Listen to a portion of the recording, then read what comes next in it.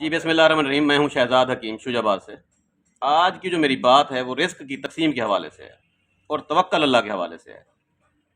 یہ کام تو عالم لوگوں کا ہے، بہرحال میرے ذہن میں جو بات آتی ہے وہ میں کرنے سے کتراتا نہیں ہوں، کہہ دیتا ہوں۔ بہت سارے میں نے لوگ دیکھے ہیں، کنجوس لوگ دیکھے ہیں کہ ان کے پاس پیسے ہیں، بینک بھرا پڑا ہے، بیٹا مانگ رہا ہے دے نہیں رہے، بیٹی مانگ رہی ہے دے نہیں رہے، بیوی نے کپڑے لینے ہیں پیسے نہیں دے رہے، ہمسایہ بیچارہ مریض ہے، مرض میں مبتلا ہے، اس کا علاج ہو سکتا ہے، علاج کرواتے نہیں ہیں، ساتھ جاتے نہیں ہیں، افورڈیبل ہیں، وہ ہیلپ کر سکتے ہیں کسی نہ کسی کی، لیکن وہ ہیلپ کرتے نہیں ہیں۔ اپنے طور پہ وہ خدا بنے ہوئے ہیں، اللہ تعالیٰ نے طاقت جو دے دی ہے، یہ پیسے کی طاقت بڑی طاقت ہوتی ہے، تو وہ اپنے طور پر خدا بنے ہوئے ہیں، اپنے آپ کو بہت کچھ سمجھتے ہیں، پیسے پہ پیسہ جمع کیے جا رہے ہیں، ان کو اللہ تعالیٰ پہ یقین نہیں ہے، بھروسہ نہیں ہے کہ آج کا کھانا کھا لیے کل وہ خود دے گا، اس بات پہ انہیں بھروسہ نہیں ہے۔ دیکھنے کے لیے وہ کلمہ گو ہیں، قرآن پہ بھی یقین رکھتے ہیں، مسلمان بھی ہیں، ہوتا کیا ہے ایسے لوگوں کے ساتھ؟ ہارٹ اٹیک ہوتا ہے، اور وہ دیکھو وہ منجی جا رہی ہے قبرستان،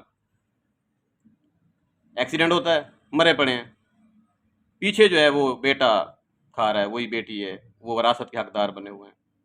تو بہتر نہیں تھا کہ اپنی زندگی میں ان کو دیتے، ان کو خوشحال کرتے، ان کی ضروریات کا خیال کرتے، اپنے بچوں کو پڑھاتے لکھاتے، کچھ بنا جاتے، اپنے ہمسایوں کے حقوق کا خیال کرتے، والدین کے حقوق کا خیال کرتے، اپنی بہنوں کو کچھ پیسے دے دیتے، ان کے دل سے دعا نکلتی آپ کے لیے۔ آپ نے کیا کیا ہے؟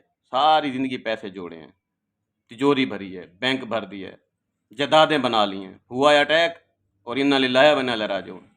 تو ایسے لوگوں کو سوچنا چاہیے، اللہ تعالیٰ نے طاقت دی ہے، اللہ تعالیٰ نے پیسے دیے ہیں، تو یہ آپ کے لیے نہیں دیے ہیں، کسی کے لیے دیے ہیں، تو اپنا ہاتھ مت روکیں، فراخ دل بنیں، سخی بنیں، آپ سخاوت اپنائیں، یقین مانیں، اللہ تعالیٰ اور دے گا۔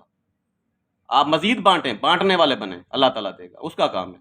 توکل اللہ کریں، آپ مت سوچیں کل کے بارے میں، کل جو ہوگا دیکھا جائے گا، آج کے بارے میں سوچیں، آج آپ نے کتنے لوگوں کی ہیلپ کی ہے، کتنے لوگوں کے لیے شفا کا وسیلہ بنے ہیں، کتنے لوگوں کو مصیبتوں سے نکالا ہے، اس بات پر غور کریں۔ اگر آپ ایسا نہیں کریں گے نا، خدا کی لاٹھی بڑی بے آواز ہے، اس نے پیسے آپ کو دیے تھے کسی غریب کی امداد کے لیے، اور آپ نے کیا کیا ہے؟